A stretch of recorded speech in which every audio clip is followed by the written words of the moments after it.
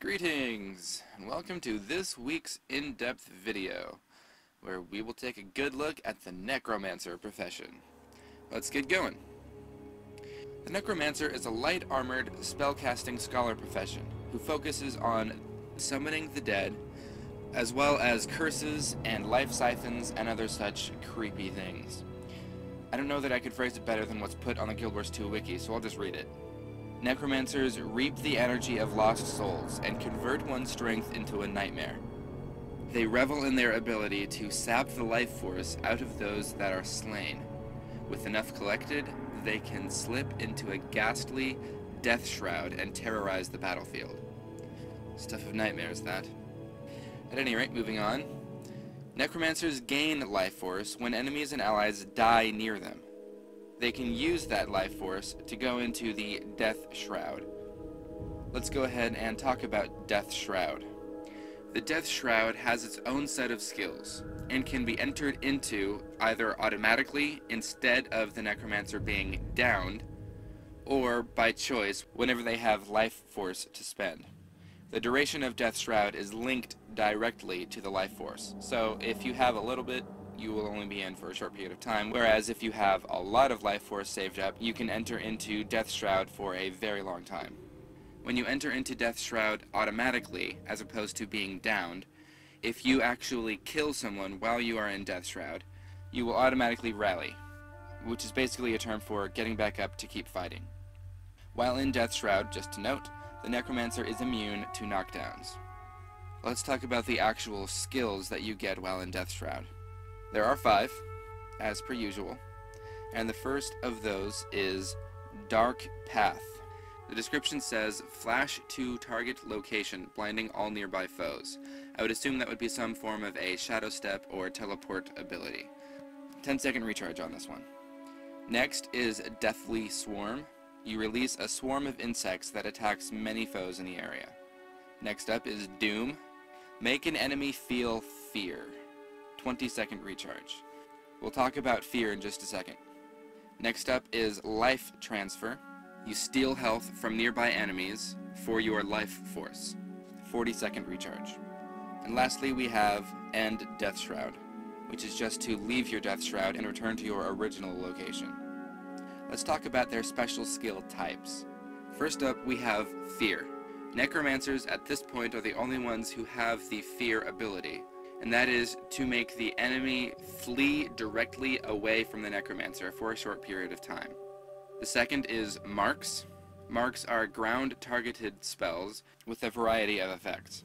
More on these later. Minions. Trademark Necromancer is to summon minions.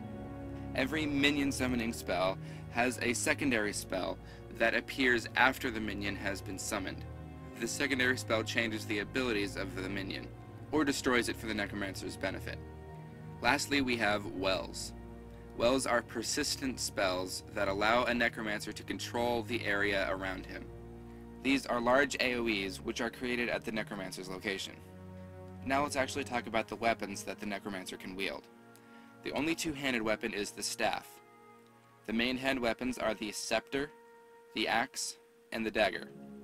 The offhand weapons are the focus, the warhorn, and the dagger. Now let's actually get into the weapon skills. First up, we have the staff. The first skill is called Necrotic Grasp, which sends out a ghastly hand to tear at your foe. Recharges instantly. Reaper's Mark. Reaper's Mark inflicts vulnerability and bleeding to all enemies who enter it on a 10-second recharge.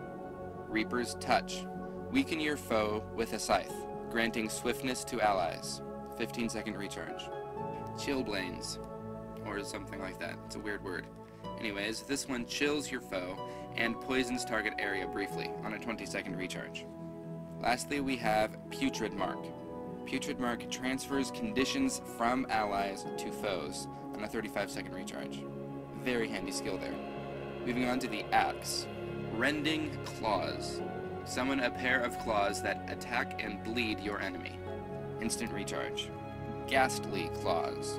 Summon ghastly claws that attack your enemy in a quick burst.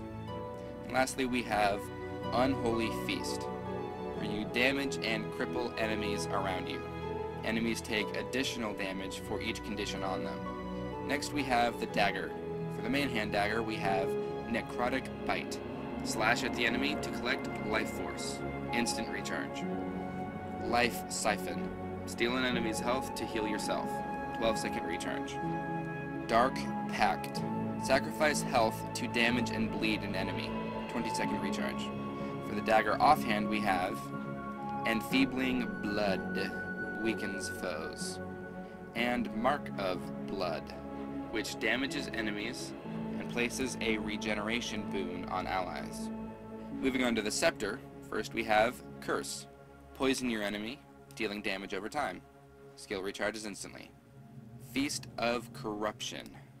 Damages enemies while removing effects from them. 8-second recharge. And lastly, we have Grasping Dead. Seen in the video here, I'm sorry, this is creepy. Yeah. Look at that. Oh god. Oh god. Oh dear god.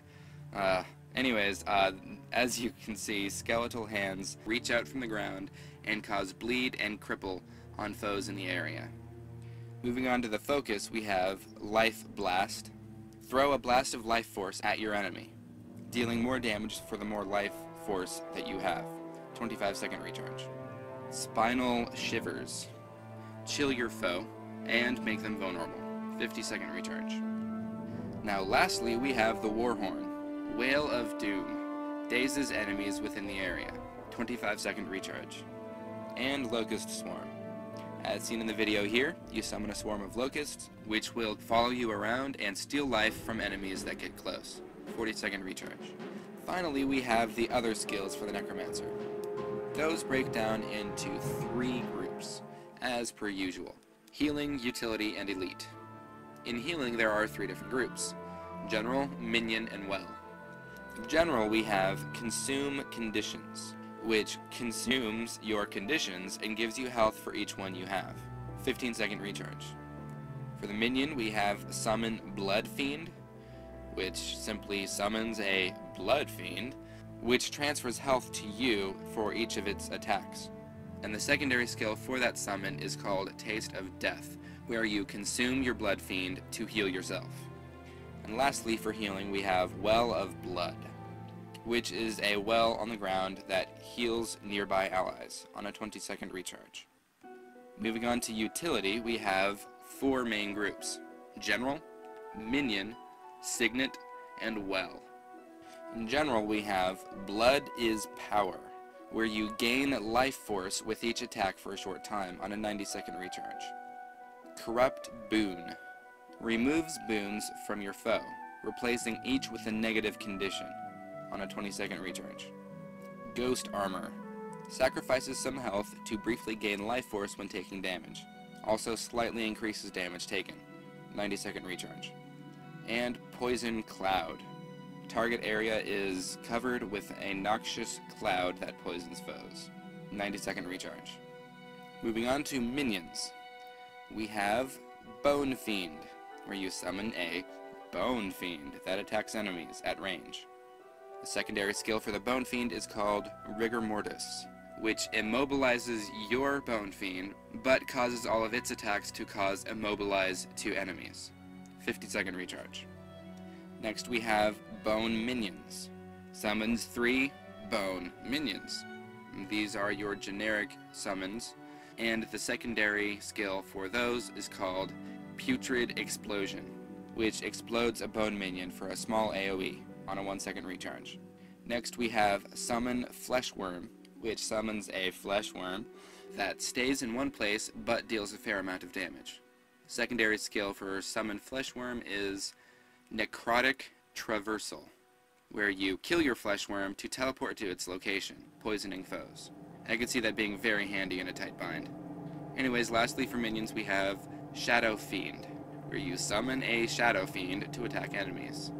The secondary skill for Shadow Fiend is called Haunt, where you tell your Shadow Fiend to teleport to an enemy. 10-second recharge. Now we have Signets and Wells.